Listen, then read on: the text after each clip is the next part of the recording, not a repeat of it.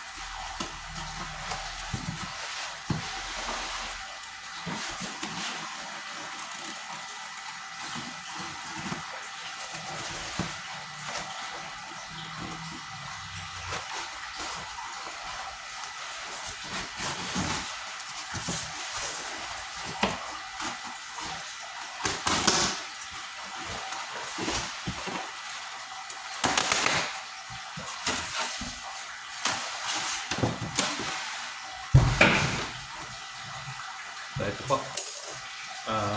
Buksan na natin. Buksan natin. Medyo maliliit yung ating supply. So, ito ating Cristela Tetra. Yan ang ating Cristela Tetra. 50 pieces all in all itong ating Cristela Tetra.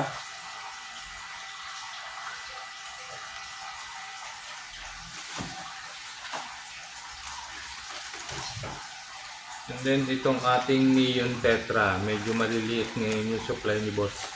Yan, 100 pieces itong in order natin. Yan.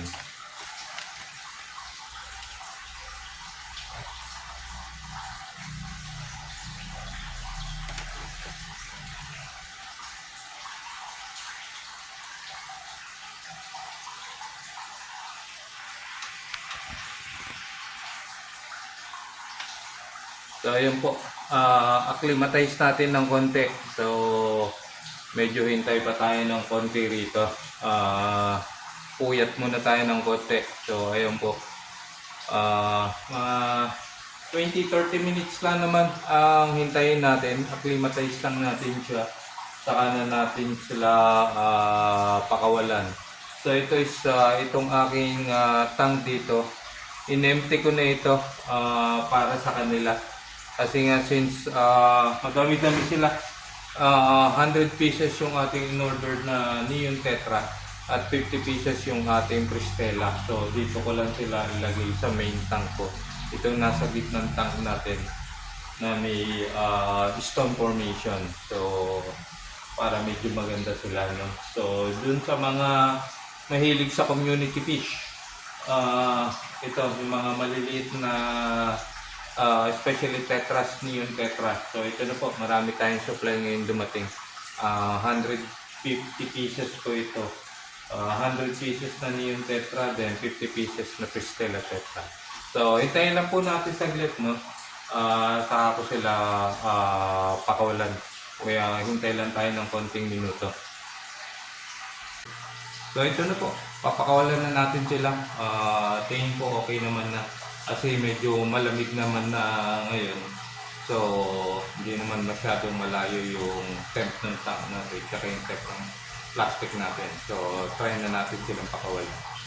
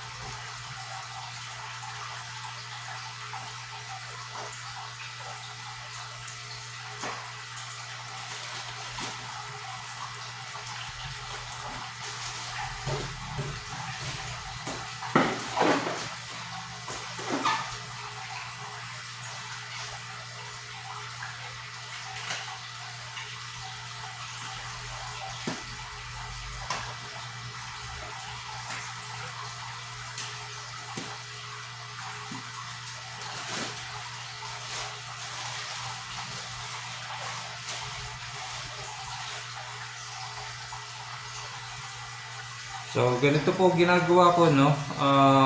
Pagbukas natin, kuha tayo ng konting tubig dito sa tank natin. Lagay natin dito sa plastic.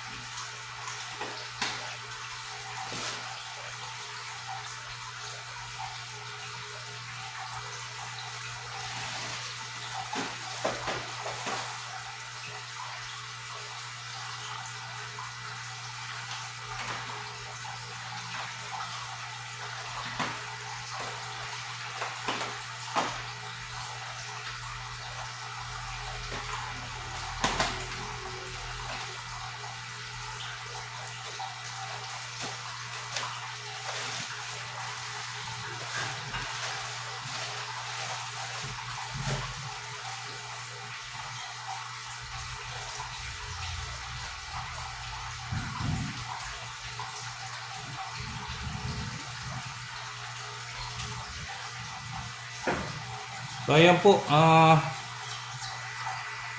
So, ito na po sila. Yung iba kumawala na sa plastic. Ayan na po sila. So, yan. Pakawalan na natin sila. Sinama ko na yung tubig. Yan. Mukhang malinis naman yung tubig ng supplier natin. So, bukas na tayo mag-water change. Yan. So that's 50 pieces. And then itong ating Pristela natin, pakawalan na rin natin. Yan. Medyo good size na yung mga Pristela natin. Yan. Pristela Tetra.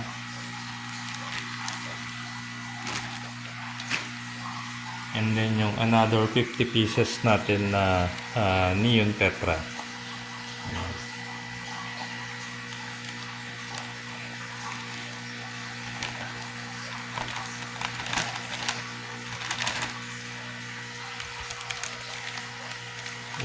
Make sure lang natin, siguraduhin lang natin na walang naiwan.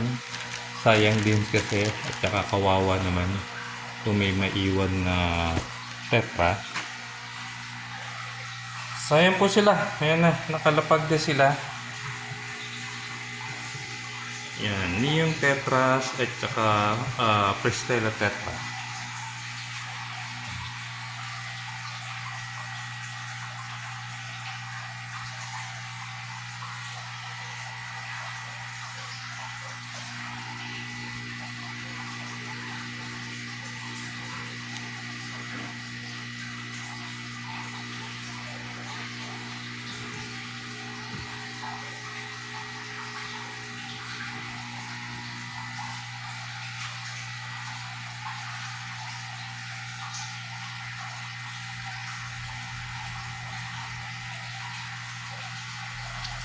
So ayun po, nalapag na natin. So hopefully bukas is okay po silang lahat.